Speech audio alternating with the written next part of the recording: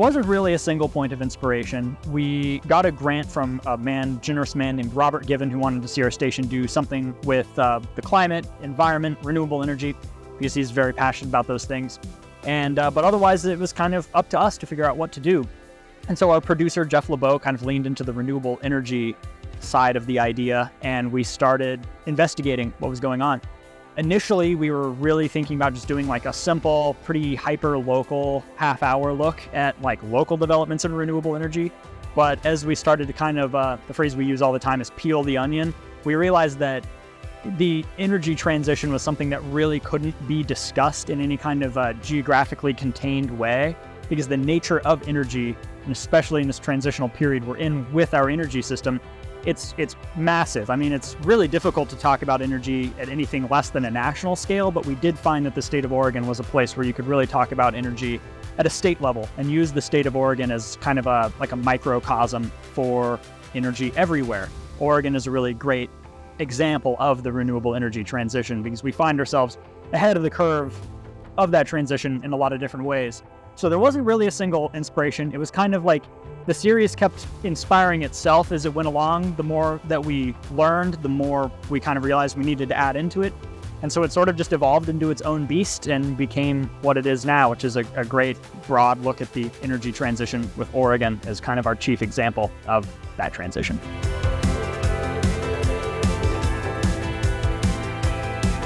We spent about a year filming. So the first interview we did was with Jeff Sharp, the founder of Stracker Solar.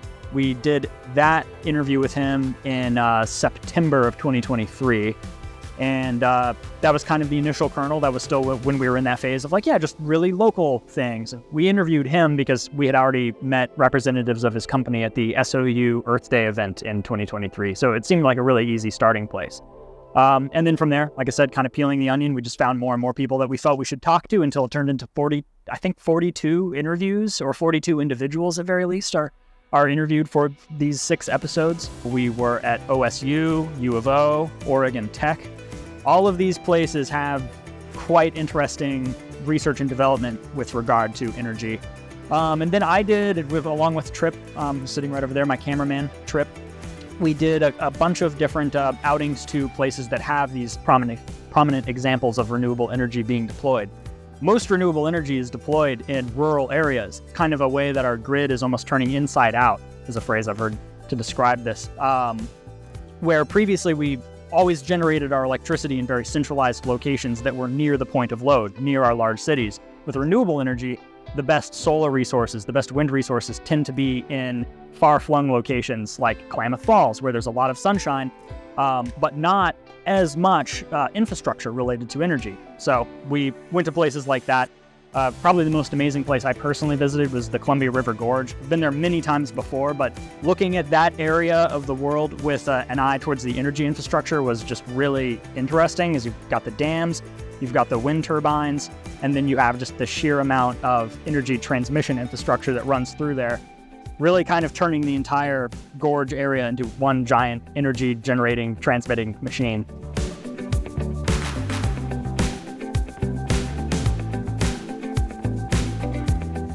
Just that it's the most complicated topic I think there is, and I think the most consequential topic there is. Everyone in the world uses energy in some form or another. Most of us here in the developed world, especially in the United States, we use electricity like crazy. And so this question of how do we take our energy system, which has traditionally depended heavily on fossil fuels, which is a polluting resource, but also a limited resource, how do we convert that into a renewable situation, something that is sustainable, that we can actually keep all of this prosperity that we've built up around us in perpetuity? Because right now, there's a lot of question marks around that. Like, are we going to be able to actually transition into renewable energy? It seems it's possible, but it takes not just the development of technology, but the political will to do it. So I think it's just how important energy is. All of us, this is a personal thought of mine, but all of us have loved ones who are only here today because we live in a society that is the highest energy society in the history of the human race.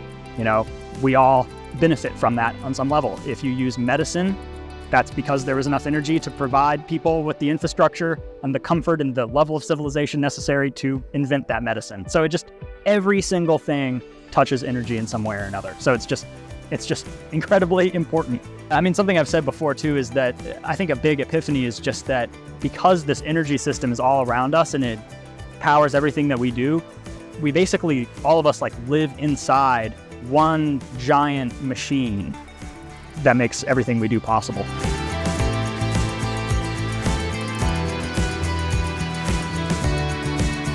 Yeah, so Oregon has been ahead of the curve when it comes to renewable energy. You know, we have hydroelectric dams that provides upwards of 40% of the energy that Oregonians consume. However, there is no such thing as an energy resource that doesn't have some environmental impact. And typically, as we've built new energy systems, we as humans have kind of learned what those impacts are as we go. So with hydroelectric dams, for example, you have big impact on fish populations. It really affects the migratory pattern of things like salmon. Not to mention the cultural impact of those dams as well. Wind turbine farms, there is problems with birds, with solar panels. It takes up huge amounts of space, which is for wildlife. And then, you know, there's the obvious thing with fossil fuel energy. It's causing climate change, heating up the planet, local pollution, just in terms of, you know, things that leak out. So it's all about trade-offs. You know, you have to decide what amount of impact is acceptable for the amount of energy that you want to generate. We all need energy, so we have to face these trade-offs one way or the other. But that's probably our biggest environmental challenge as Oregonians, is just trying to get ourselves more into a mindset where we look ahead a little bit more about the impacts that our energy system is going to have. We looked a lot at offshore wind for this series, and that's one where I think we're kind of having that, for lack of a better term, like that come to Jesus moment, where we're recognizing that every time we build an energy resource, it has an impact. And now they're talking about building these wind turbines off the coast where we have some of the best wind resources in the world. And that's extremely promising and probably essential to making a full-blown energy transition happen. But what those impacts locally to the rare type of coastal upwelling environment we have off Oregon's coast, what those impacts will be are pretty unknown. They're still studying it. But it's an interesting time where that's a real good example of a place where we're recognizing that our energy has impacts on the local level, and we're trying to figure out what those impacts are going to be before we actually build that energy system. So there's a transition happening there too with how we relate our energy system to our environment.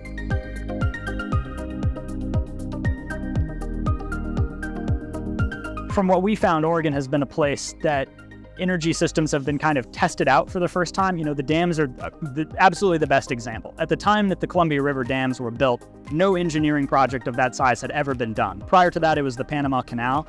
At least that's what I read.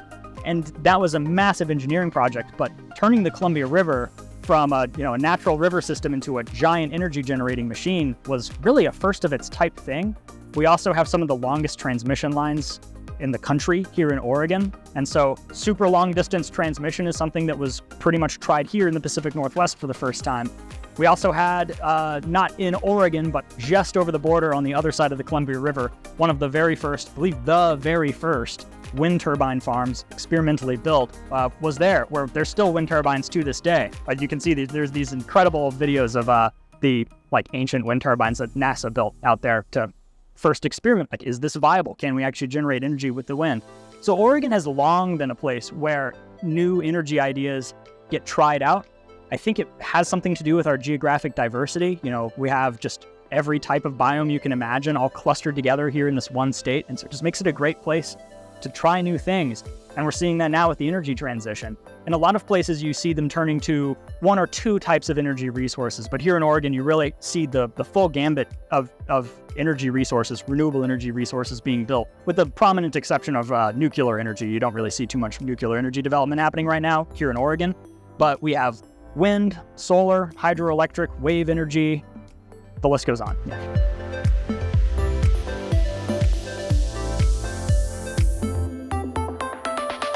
Well, we talked to a gentleman from the Pacific Northwest National Laboratory, Travis DeVille, who talked about how climate change is actually impacting our hydroelectric resources.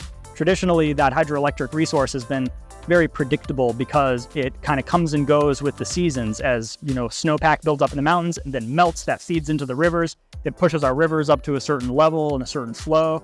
But then now with climate change, that's happening differently. Sometimes we don't see the snowpack that we usually have, which means less water flowing through the river, which ultimately means less energy for us. Not to mention, all the impacts to fish. Hydroelectric always has to work around fish. And now with climate change impacting the river levels, that impacts the fish, which changes how hydroelectric has to deal with fish. So that's a whole, giant thing. But on the other hand, more solar, there is more sunny days here in Oregon than there once were. And so solar does work a little bit better year round just because more sun, more energy.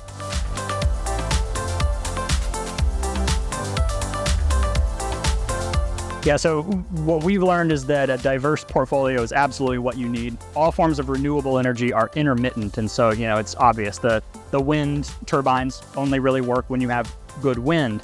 The solar panels only work when you have good sun. And so you need to vary those things, because a lot of the time, a day that works really well for one resource won't work very well for another resource, and vice versa. The diverse mix is just extremely important.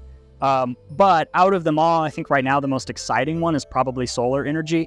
I always am tempted to say solar is very promising, but it's beyond promising at this point. Solar is fully here, it's happening. If you send a drone up and fly over any of these communities, half the rooftops now have solar panels on them, and it's more being installed all the time. So I think that's very quickly going to become the most visible change to the Oregonian landscape, is just solar panels everywhere.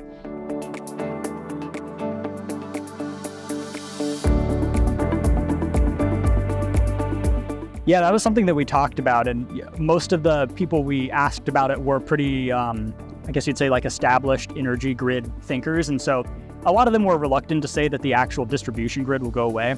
And there's good reasons for it to stay. We get a lot of advantages from the distribution grid, but ironically, they call it centralized versus distributed generation. Distributed generation is what we see now with solar panels, where every building that gets built new has enough solar on its roof to generate power for the whole building. I think we will, this is purely my own speculation based on what I've seen and what I've been told by these different experts I've talked to. It does seem that we're moving in a direction where more and more buildings and houses are going to be more self-sustained in terms of energy. But those systems, like anything, have varying reliability, and it just depends a lot. And so keeping that distribution grid, at least for the long-term foreseeable future, is probably going to be something that we keep around for a while. There are going to be overhauls to that grid, though. I mean, I mentioned before that now with renewables being predominantly, the large-scale renewables being predominantly in rural areas, we have to build all these new transmission lines in order to bring that energy in from outside.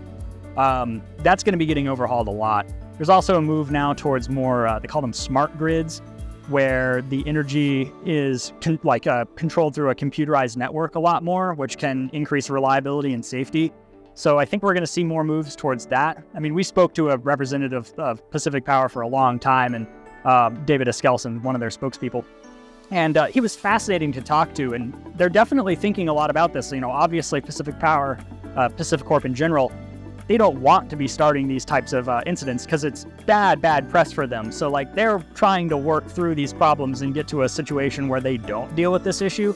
But it's just everything with the energy grid is super embedded. It takes a long time to change things because of the mandates that they're under. They have a mandate to provide the cheapest possible electricity at the most reliable pace that they possibly can, and just make sure that resource comes to us at the exact frequency, literally the electrical frequency that we need for all of our devices to work. So getting change to happen there takes a really long time. But to your question, I think that it's always going to be a mix between distributed generation and the more centralized distribution grid. Really, everything with energy has to be hybridized. There's never going to be one answer to fix our whole energy/climate problem.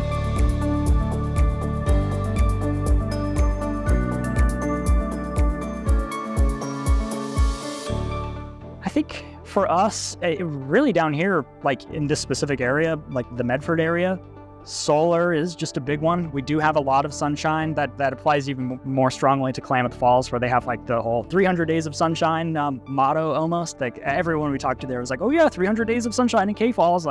That's a huge thing. So solar is definitely big for us, but we're a pretty diversified energy system down here. And I mean, really, still most of our energy that we use, the energy that powers this camera or powering all the lights here, with certain exceptions, if you have a lot of solar, that energy is most often just being piped down from the Columbia River dams. And then in other cases, unfortunately, it is being piped in from other states, and that does tend to be fossil fuel burn energy. So we're very diversified down here in Southwest Oregon.